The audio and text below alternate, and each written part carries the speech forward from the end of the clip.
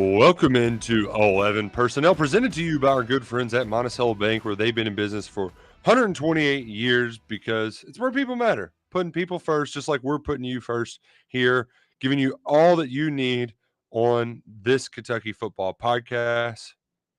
If you need anything to do with your banking, though, need a little investment, need a little personal finance, just whatever it might be, they're going to put the numbers on your side before you go shopping for a car, shopping for your home, shop for your loan at Monticello Bank. They'll put the numbers on your side to make them work for you. Monticello Bank, visit them at mbcbank.com or visit either of their 21 branches in 14 counties across the Commonwealth. That's mbcbank.com or download the Go NBC mobile app to bank wherever you go or wherever the cats go. It's Monticello Bank, member FDIC, equal housing lender. I'm ashamed that I can't spit that out the last few weeks, but I'm not ashamed to be here tonight because we got a spring game to talk about. We got transfer portalings happening. And do you know the NFL draft's next week? People forget that. It's next week. A week from Thursday. Yeah. I'm not prepared at all. I'm not going to lie. Some other stuff happened in our job that's usually my draft, like hunker down and get ready. Also having a kid in March probably didn't help that much either.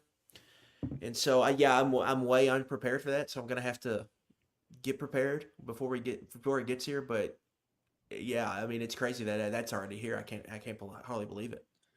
We're planning on having Drew Phillips on the show next week to prepare you for the event. He's almost locked into a second round spot. I noticed the Beast, Bruegel released the Beast this week. Guess how many pages? I haven't even looked at the Beast, not once yet. That's guess how many pages this year? Come on, give me a guess. 433. A little high. 324 this year. So 324 page draft guide in the Athletic. Yeah, I just it was one of those things where I was like, all right, I got to click and just see where the Kentucky guys are. He had Phillips and Wallace in the top 100.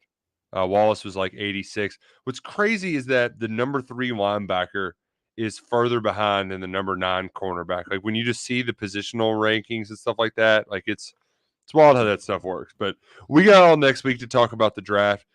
We also have a lot of pressing transfer portal news we need to get to.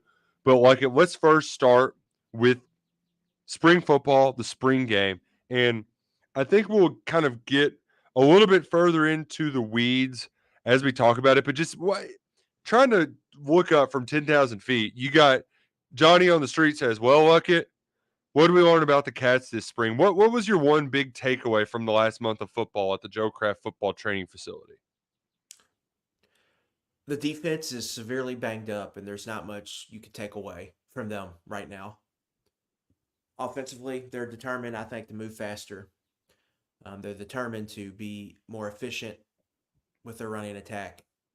And I come away from the spring thinking, I don't know how high Brock Vandagriff's ceiling is, but I think he gives them a pretty high floor. Just bare bones, just if you're putting it in the simplest take possible. So that was really a takeaway for me. Vandagriff's in a good spot, and then I think they're making a commitment to running the football, and then defensively they were just so hurt that it's hard to even come up with anything because they really didn't do much. They were out there playing with the JV team on Saturday. In a lot of ways. To call it like it is, that's what it was. Right. No, that's that's a very good point. I do like though that it sucks that it's become sort of the routine for this program that every year you're just installing a new offense in the spring. That's unfortunate. But they were pretty much at full strength for almost the entirety of the spring. Offensively, yeah. I mean, they've got everybody really available. And they have. Except for some reserve offensive linemen who will probably be rotational pieces or, quote unquote, competing for a starting job, some quality depth pieces. But that was, I don't know if the depth charts are even going to get published today, but that was our exercise for today. And just going through the offense, you're like, yeah, they're pretty deep at everywhere. I mean, aside from Vandagriff and Key and Eli Cox, and I guess Marcus Cox, if a guy goes down, I'm pretty sure they've got somebody ready to step up where it might be a slight dip, but they're pretty damn deep on this offensive side of the football. And I even think Bo Allen is an upgrade as a backup quarterback where you don't feel completely hamstrung if you're not in it. So I feel like Kentucky's done a good job uh, kind of adding where they needed to on offense. As we'll talk about later, they may need more. And in doing so, the guys that they've added, it feels like they quickly got on the same page, but it's a work in progress. Like it's you're never a polished product in the spring, but I like that we saw a spring game where there wasn't a lot of balls on the ground, there wasn't a lot of drops. If there were incompletions, it was like Max Harrison making a great play, right? I think Barryon Brown might have been the only drop. So you had a uh, pretty efficient spring game. So I think the offense is moving in the right direction. They've got a lot of depth there to make sure that even if there is some attrition, they're not going to take any significant steps back. Yeah, I think that's a fair point. I mean, running back wise, I think they like kind of where they're standing. Receiver wise, I think they like their top 4 or 5. Offensive line, Nick, you know, I think we all know they're not going to be one of the best units in this conference. But they're better than they were last year, and I Yep. think that's obviously they're better than they were 2 years ago. So they're going to be somewhere in that mid to mid low kind of area, I would Mm-hmm. assume, kind of in the SEC on the offensive line. And tight end, they're in a good spot. So I think we've heard Mark Stoops kind of talk about this. There are a lot of pieces on this roster to really kind of believe in this team. That this team could, if they put it all together, they could have a good season. They just have to go out and do that. And then I think it's important here, and the spring portal's never going to be big, but you got to find guys that can help make your football team better. Correct. Last year, like Alex Rayner made their football team better last year. Maybe Yeah. didn't show up in the win-loss column, but he put points on the scoreboard, and they went out and found him late in this period. Dylan Ray was low key. Yeah. We didn't realize it at the time. Like that was a big pickup because he came in and played starter level snaps for you at guard last season. He went through his struggles or whatnot, but it allowed you had a body there that you could play to play a baseline level of productive football there at guard. So you found him late. A couple years ago, they got Keidron Smith late, and that was an Yeah. outstanding pick. Jaquez Jones, who led the team in Yeah, tackles Jacquez the year after Jones. that. Yeah. Right, he came after spring practice. That's right. Mm-hmm. So you can find, maybe not necessarily stars, but you can find starting caliber players that can play a big role for you. And then that's going to be, I think, important for Kentucky to find to maybe strengthen one of those spots that's maybe weak right now, or to add at a spot that we think depth is okay when really it's maybe not because we don't have all the injury information right now. Yeah.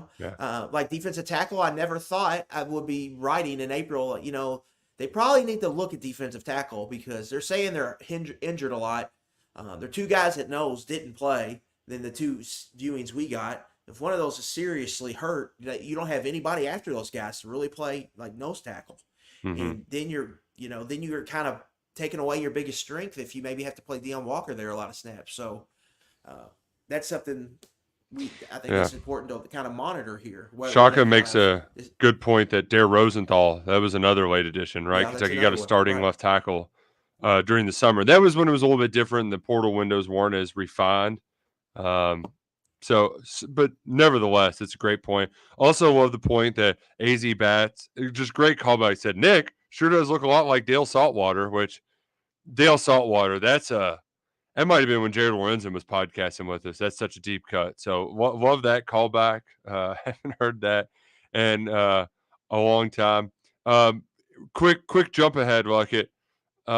This is the point of the spring where we start talking about Cormani McClain. So we getting Cormani McClain? We have a message we're in, a little football chat. That's a common name that gets brought up there. No, I do not think so. Nick, I think this is going to be our last spring portal window with Deion Sanders at Colorado. That is if you want a big Cormani McClain bold prediction, that's my bold prediction that Deion Sanders is not coaching Colorado next year. Okay. At this time. All right. I'll take that prediction for you. Um, it uh, it is funny though. Anytime I mean, isn't has heard from Colorado in like every one of those tweets that you see? They're in Yeah, there. and then they're losing like Louisville. good players too. But yeah. I mean, they show up all the time. This is like their Super Bowl this next month. Oh man. Well, I don't want to move completely on the transfer portal just yet, just because is I'm glad that the fans that made it out to Kroger Field got treated to a legit scrimmage last Saturday, because I felt like it was a legit scrimmage for the most part. It's about the same that you would have seen at any other SEC program. It wasn't as hyped up as some of the other ones may have been, but I appreciated that what Bush Hamden wanted to accomplish, his players went out there and accomplished. Some people didn't like the fact that he told his quarterbacks to be boring golfers, but he wanted it to be efficient and he wanted to move fast. What was the problem with last year's offense? They were sloppy and they moved slower than snot. I appreciate that they were coachable in that moment, right? And I don't, you know, I don't think that should be your only indictment on what Bush Hamden is as a coach, but I think that's indicative of like that's what he needed to get out of his players, and he did. And I think fans appreciated that you got a clean scrimmage where it wasn't always perfect, but they executed. I thought, and it you wanted to learn more about Brock Vandegrift, and we realized like, all right, this guy is very solid, and he has your bar isn't as low as you thought it could be, right? Like we didn't know the bottom could fall out like it did with Devin Leary. I I find a hard time seeing the bottom falling out with Brock Vandegrift, barring some injury, which is kind of what happened with Will Levis when he got faced with a bad offense coordinator, Rich Scangarello. So it's hard for me to have grandiose offseason takes, but I do think that when we're sitting here talking in October about this team, we'll say, you know Yeah. what? Bush Hamden's a pretty damn good coach, and I think they make the right hire here. This offense is doing some things, and we got some potential to have some fun this year. Yeah, and I think a lot of things with Bush, I think he's inherited a good situation here. I really do. The offensive line is not going to be one of the better ones in the SEC, but it's much better shape than it was a couple years ago. And whatever you think about Eric Wolford, like he's a solid SEC offensive line coach. I don't think that's like I don't think I'm even going out on a limb saying no No, one's going out on a limb saying that. Like he's a good like he's coaching here. Nick Saban wanted him for a reason. You get Dane Key and Barry Brown in contract years. Like it's with 2 years of experience under the belt. I think that helps a ton. You get a running back from Chip Trainum that's going to be probably a good player for you, and then you get a guy like Jason Patterson who could end up being like one of the bigger surprises of the season if he keeps developing like he did, like the track he's on. And then you get Brock Vandegrift, and you're going to have him for 2 years if you're Hamden. That's what it's looking like, and for so far, I think Brock's setting up to be a solid quarterback. Not only that, you got a young, talented guy in Boley to work with in that position room. So I do it, and I think you got to give Liam Cohen some credit for this. Like Hamden is inheriting probably the best situation since Cohen inherited in 21. So what does that mean? Do we see a season like that? I'm not sure, but I do think he's inheriting a situation, and I do think there's real reasons to believe that this offense could sneakily be ready to have kind of, I don't want to say breakthrough season, but could have a really good season where you look up and then maybe they're hovering around 30 points. But then again, Nick, we say this every year. It seems like this is a year for the offense, right? yeah, Like yeah. they got to go do it. So we can sit here and talk and to we're blue in the face, but a big thing for me with Bush Hamden is he's got the SEC experience, and the quarterback he was at in Missouri that they worked with and ended up developing, it's got a lot of similar traits to Brock Vandegrift and Brady Cook. So to me, that gives me more reason to believe they're probably going to figure it out with Vandegrift, and that to me, that's really what the season comes down to, is finding a way to get that guy to play good football. Because if he's playing good football, then yeah, you want to talk about going at 9 wins, I think that can happen because you look at their schedule, it's going to come down to close games. Like what happens in your close games, and if they find a way to win more of those and they lose, and they're going to look up in the end of November and they're going to have a record that I think a lot of people are going to be happy with. We just saw Kamari Anderson catching a touchdown in the spring game.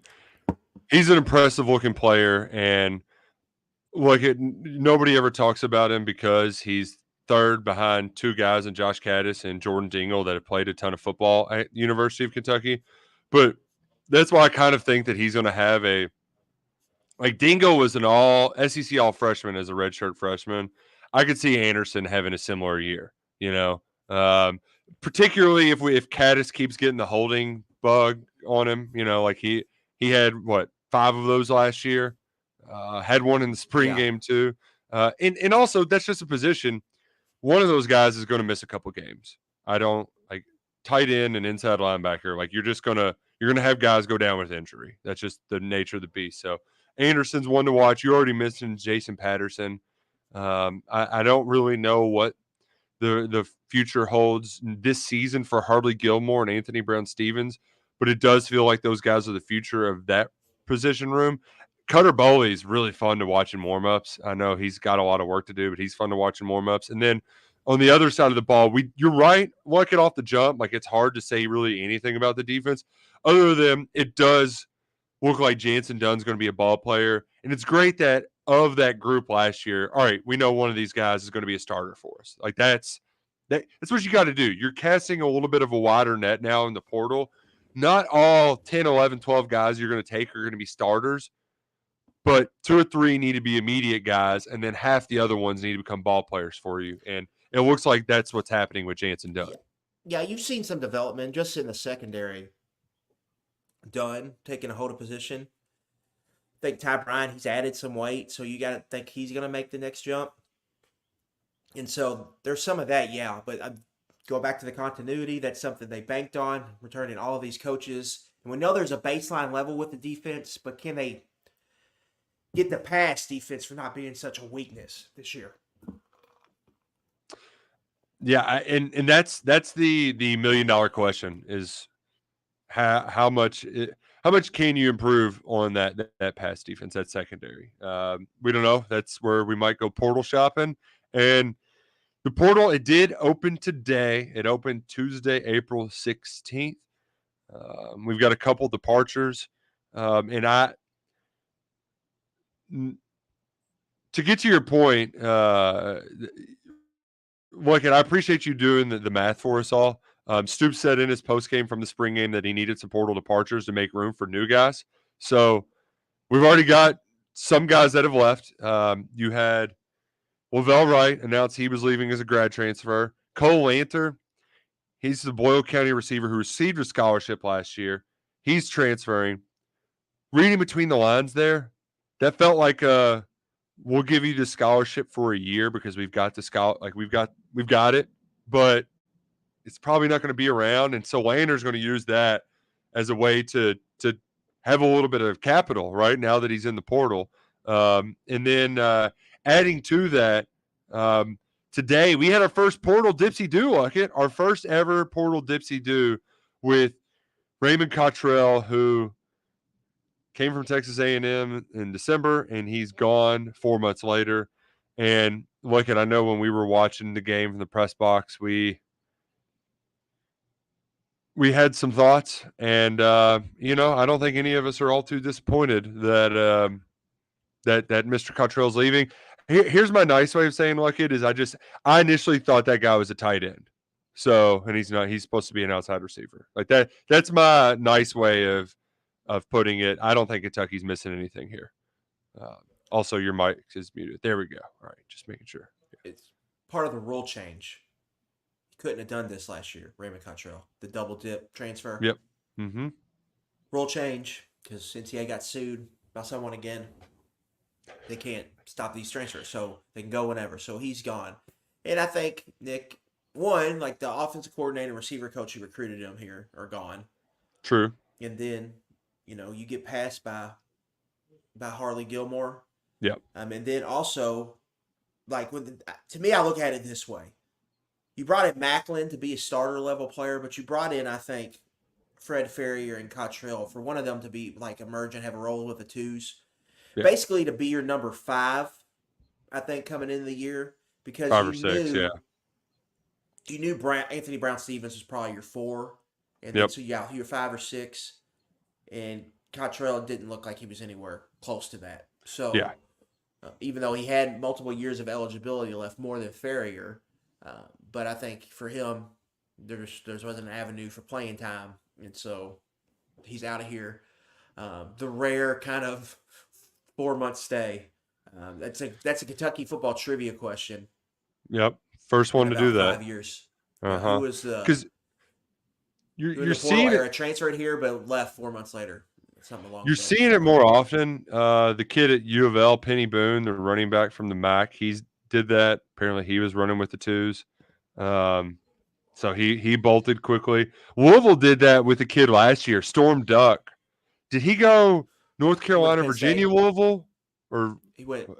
They did two. They had 2 of them, and both of them played a lot in their secondary. Storm Duck went Carolina then to Virginia? Penn Yeah. State.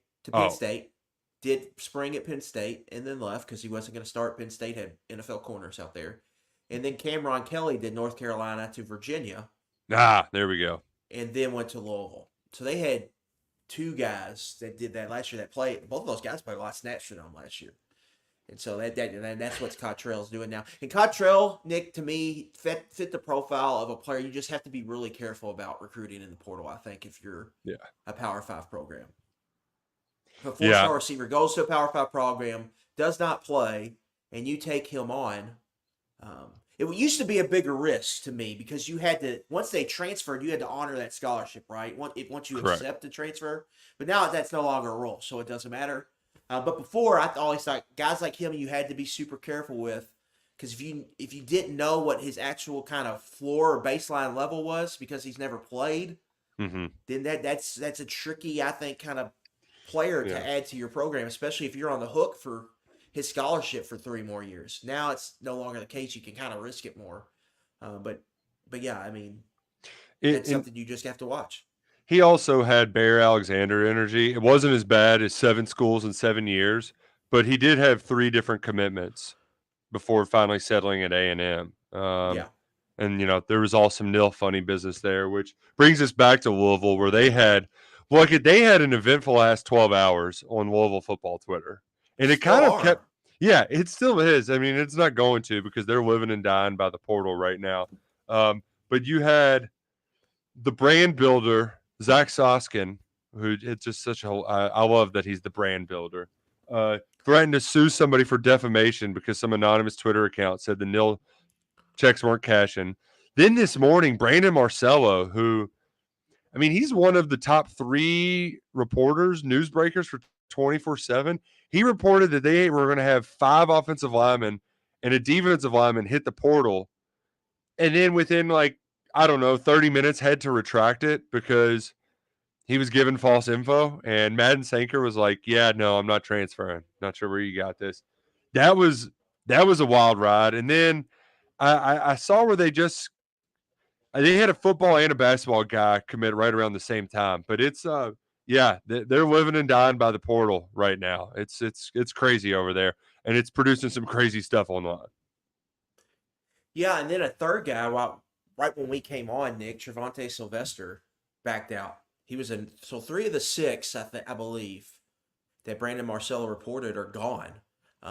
Now Ruben Unije he's already entered the portal. And then Nick, listeners, you will not believe this, but there's apparently a circus surrounding Tyler Barron again. That is the real story in all of this to me is what's going on with him. Because Nick, we could write we did this on a smaller scale with him when he first entered 2 years ago, and we all thought it was a slam dunk, like he was coming to Kentucky, and then he got his money from Tennessee and he stayed. I can't get over that kid like that. I'm supposed to be pro player and new era and Tyler Barron sucks. That kid he sucks. It helps that he wears the Tennessee and Louisville uniform, so I don't feel bad saying it. But this whole wishy-washy nil stuff. I mean, he was committed to Ole Miss too for a while before flipping that's what I to was gonna Louisville get to. this spring. Like that guy is just he loves. If he's a poker player, I'd be interested to play against him because this dude's trying to talk out of both sides of his mouth. I bet he just bluffs all the time and doesn't have any real hands though. And that's the thing about him too. Like I feel like he's just good enough to pull this off, but like he's not great enough to like for me to think it's worth it. Maybe if you're in a certain scenario, it is, but like I mean, he's a fine player, above average, but this would drive me nuts if I was having to cover him constantly. Well, if he was a legit kind of like Tyler Barron's a good player, but I Yeah, wouldn't say he's a star player. he's not an all If he was a conference star, right?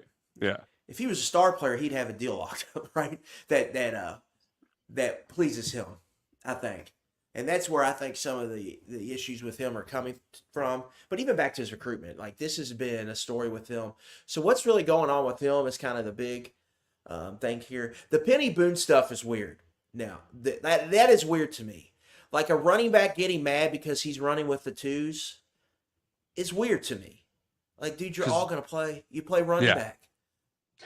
That is odd. Isaac Grindos was running with the twos, and he's gonna get drafted higher than George Jordan. Yeah, that is odd to me. There's more to that story. I would be willing to bet than that. I know that's the spin out of that, and that's been reported by multiple people, but I think there's more to that.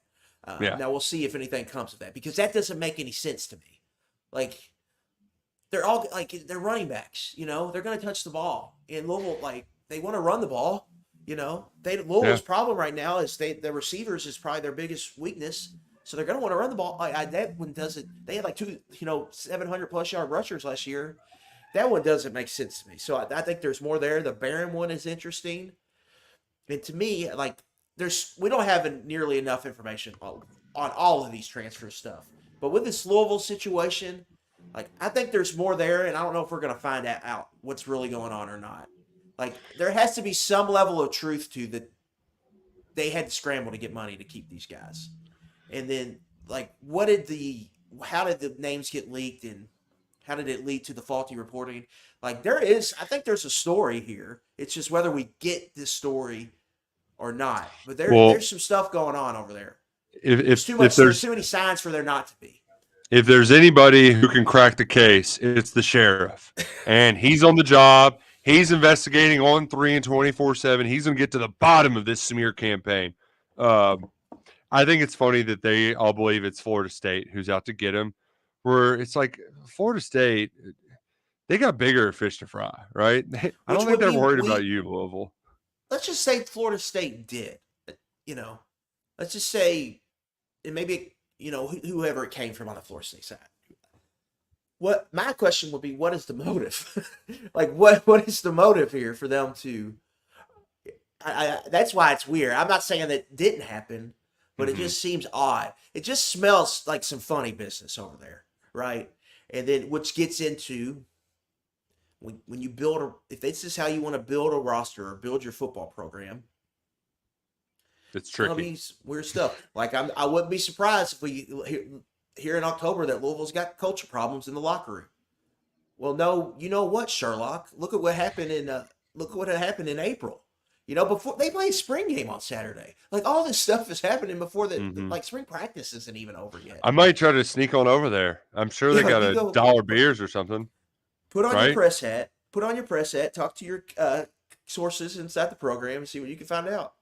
Or I'll just put on my cousin hat, and it just doesn't seem weird. I just seem like that's see, but it seems weird from a normal program standard, but like they're a portal program, and like that's not weird, true. and it's actually relatively calm compared to some of like Colorado, right? Like when you just have so many free agents every year, it's hard to cultivate a culture.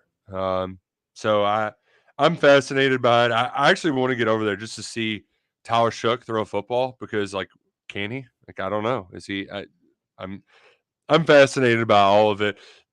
They also do have a pretty good, like it is one thing if they do get this stuff figured out with Barron, like their defense is pretty damn good. He's a great second fiddle to Ashton Gelati, which that's what he is. He's a career second fiddle, a hard edge setter. So their defense could be pretty awesome.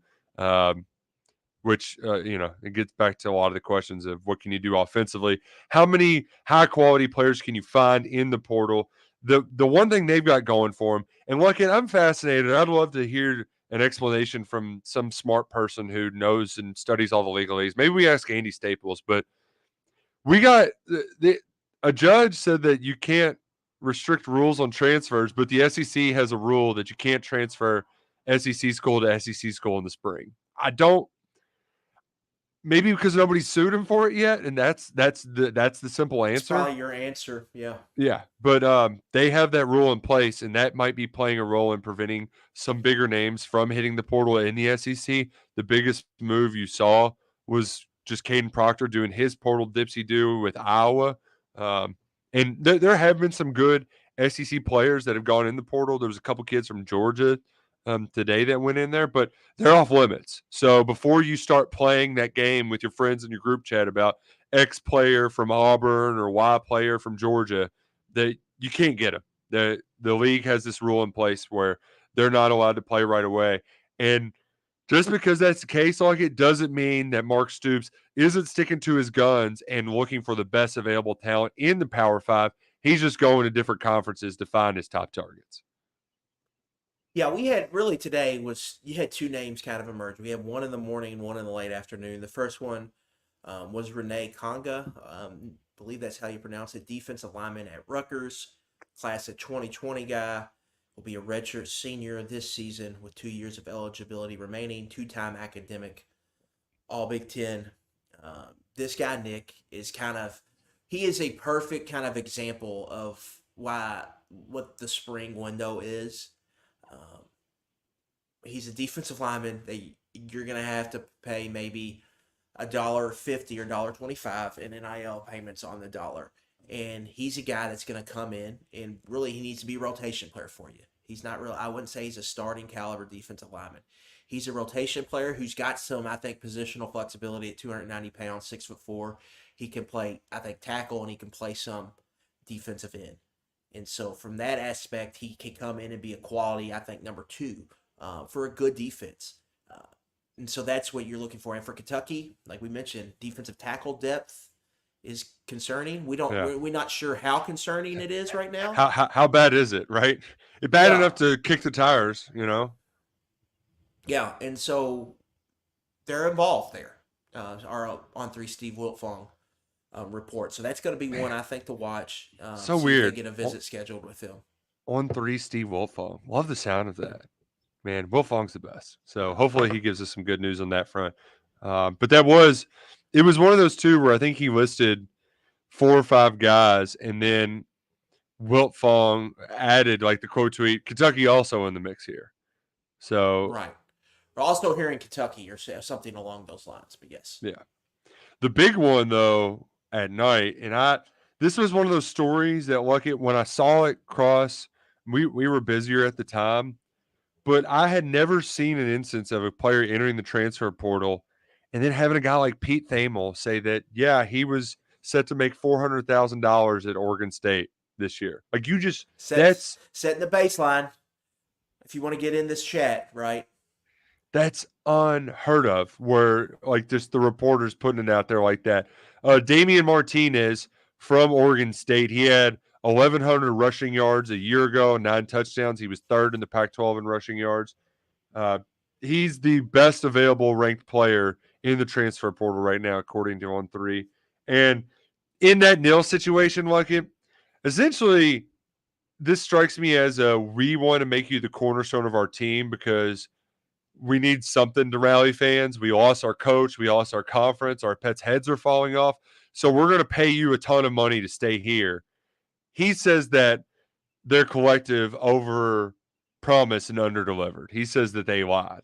And so now he's hitting the portal. Do you want to hear the name of the Oregon State collective? Yeah. What is it? The Beaver Dam? Something along those lines? Damnation, which is just, there you go. That was close. It's a great pun. But they're kind of playing the finger pointing game. And now he's like, fine, I'll go elsewhere. So he's got visits scheduled. Kentucky is not only interested, they made the cut for the visits. And I believe, do you have it pulled up in order like it? I think I know Mississippi State and I've already got it Tennessee. in the spreadsheet, brother. Oh, hell yeah. Don't you worry. Here, let me pull it up. Our I handy was going to dandy. say, I know Mississippi State and Tennessee go before Kentucky. Yeah, Arizona starts tomorrow. He's there Which for 2 days. Arizona, easy explanation. Who wouldn't want to transfer to Arizona? It's Air freaking Zona. Like he's about to go down there in April. You know how awesome that place is in April? Like, so that could be tough, but they're breaking in a new coach. It's probably a similar pitch other than like than what his current school offers, other than it's like going to a new conference should be exciting. But a Jed Fishless Arizona, I don't think terrifies me. And neither does He's Mississippi not State or he's not going to Arizona. Like this is a money bag recruitment, and you just look at the schools on this list. Do not see that happening. But yeah, yeah. Mississippi State, you're like, why would you go play for Jeff Lebby? You know, and that's the like next visit, 1419 through 420. they don't have the money. Tennessee might have the money. The question is though, is like how much do you want to be on Nico's team, right? Yeah, and also, they just lost a linebacker, starting linebacker. So do they need to go fill this position? And how much money? Like the big thing here is Nick. Like it's a running back at the end of the day. So you gotta weigh positional value here, unless you're just flush with cash at the moment. So Tennessee, we know they have the bags of money. They just lost.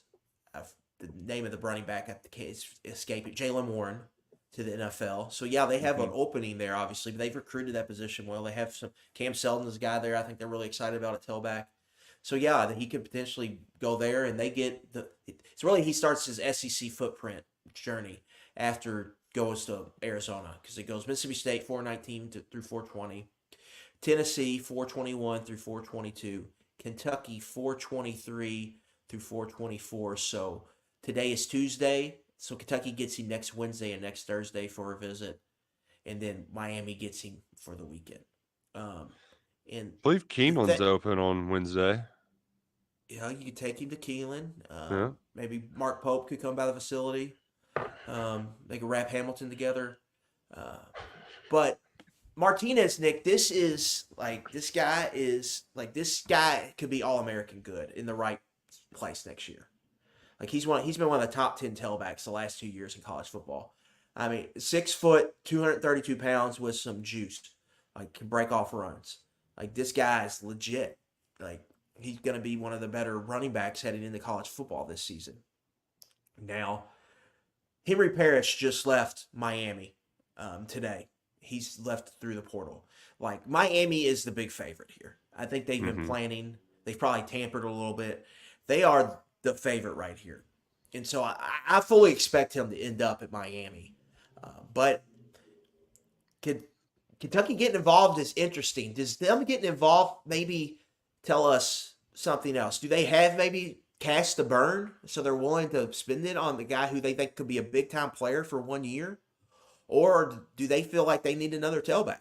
And so could we see another tailback emerge here at this spring window? So that's really what I'm going to be focusing on with them, because I think for Kentucky, you talk about everything they've talked about that they've wanted to establish.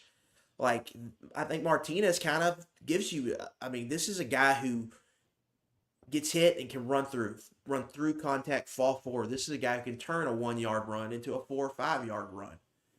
And so I get why they would be intrigued by him. I mean, he's a big time player, and so a very interesting development that they're getting him on campus. I'm glad you asked that question though and presented the two options, because I do believe that they're being earnest and honest when they talked about the running back group, and there's always going to be some uncertainty with you're not tackling right. It's a little bit more difficult to get a good eval on those guys. I just think that they're at best in best available territory, because I mean where they got 3, 4, like the numbers are going to be tight. So I think this is a case where, hey, let's get this guy on campus. We got some official visit to use. Let's see if we can get anywhere near the number he's looking for. If not, Right. so be it. Um, I would I would feel bad for Chip Trainum because he's just always been stuck playing second fiddle. But like if you can get this guy, you go get this guy. I still think their top priority should be on cornerbacks and like I mean, if you're going to be a big spender, why not be a big spender on Cormani McLean? You know, like as silly as we like to throw that around, I don't think he wants to go play in his own heavy scheme that Kentucky's going to run. But still, I mean, yeah, that feels like the most important position out there right now because Jansen Dunn was the big riser. He's going to end up playing your nickel, and then Teron Nichols is a guy you recruited that we thought could compete for a spot, but he was injured for the spring. So I think that's my personal positional priority where I think everywhere else is kind of best available because on to the next one, they did get some depth on the offensive line at offensive tackle by adding JUCO transfer Anthony Crease, who look at this is just the all right, we've got bodies, we can exhale. And you don't see the JUCO around a ton, but like I'm very happy with it because finding another tackle in the portal ain't cheap. This is a guy you can get cheap if you need to pay at all, and is also a 3-year player that you might need him to be a starter down the road, but you don't have to right away. And he's not expecting to right away, unlike many of the transfers out there. First junior college transfer Kentucky has added since Jeremy Flax. Anthony Crease, I think when you turn on the tape, you could see why Kentucky was intrigued by him. Like he is a true tackle, and I think he gives them a legitimate plan at left tackle after Marcus Cox leaves after this year. He needs some development, mainly to me, just like getting in a weight room and adding some weight, adding some good weight and some strength and some muscle. But I think you can see it athletically. He fits the part, and I think he's advanced from a pass protection profile to this point in his career, and that's kind of a strength. But he also can move well, and that shows up in the run game, mainly as a puller and as a guy climbing to the second level, and potentially as kind of a reach blocker and would be kind of an outside zone scheme if you were going to that. So I think he was a pretty good pickup. I don't expect him to really factor much this year outside of maybe being a backup. But he can be, if he gets to the track or gets on the track you think he's going to be on, he can be your starting left tackle, I think, next year. And that you found that in junior college and maybe didn't need to go out and pay for it. Specifically, if you had to go out and pay for it next year in the portal, that would be a nice development, I think, for Kentucky. And it gives you him and Malachi Wood together. You have at least two options there, I think, that you can maybe realistically get there to where you could get them be able to play starter level snaps. And you got Marcus Cox this year, and then I think Cortland Ford, if something happened, he's probably the backup left tackle to Cox while he kind of developed Crease. But the physical profile, I think, for Crease is there, and I think he's got NFL draft ceiling to him. He just got to be developed a little bit, but you could see the potential in him when with his toolbox when you watch his film. Speaking of toolbox, I get a screwdriver. Why do I have a screwdriver on my desk? Who knows? My desk is a mess. It's a messy time of year. Very messy time of year. I appreciated a question we got from Shaka in the chat because we are uniquely qualified to answer this question.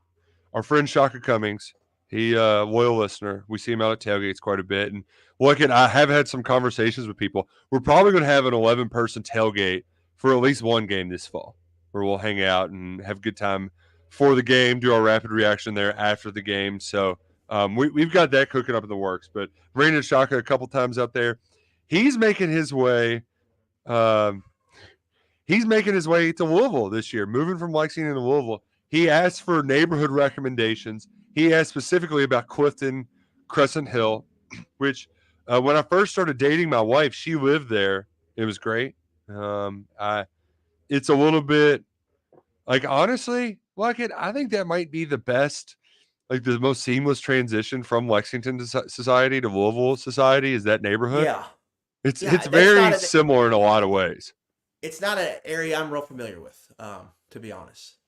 It's almost a Gerstl's though, which you're very familiar with there. Yeah, I mean, yes, that is my familiarity. 2 a.m. going across the street, going to the Orioles. Going to the train So tracks, yeah, walking down the so train tracks, yeah, 2 in the morning.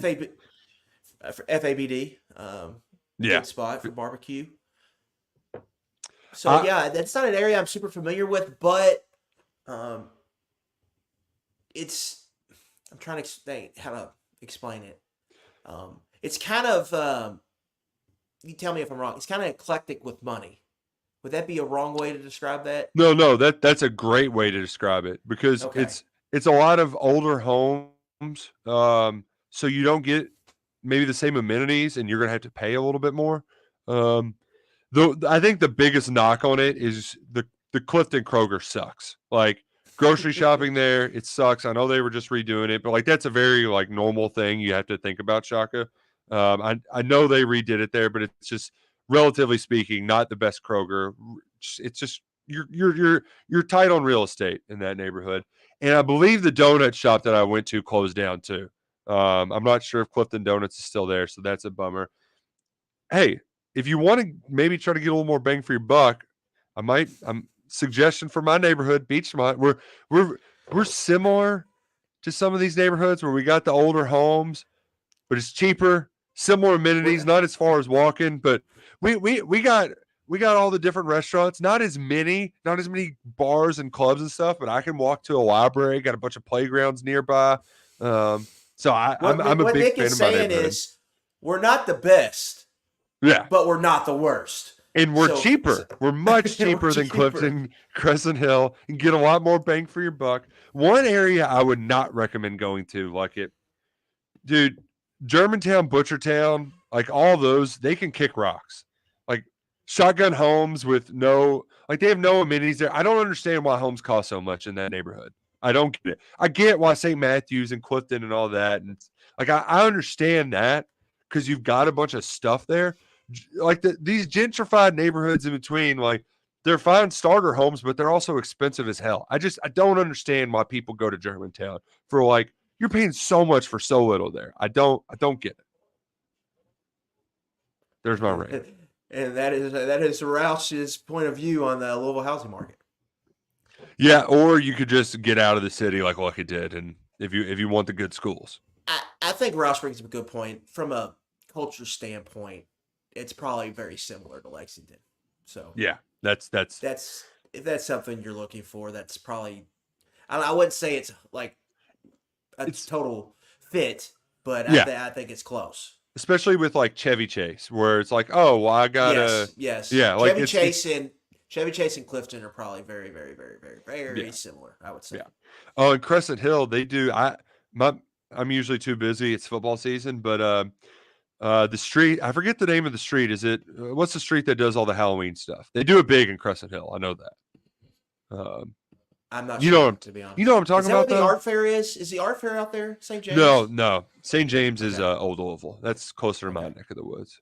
Which, yeah, they're a little low in amenities too. But hell, I'm smacked. I got 3 Krogers by me. I got 3 Krogers to choose from. That's when you prioritize your shopping.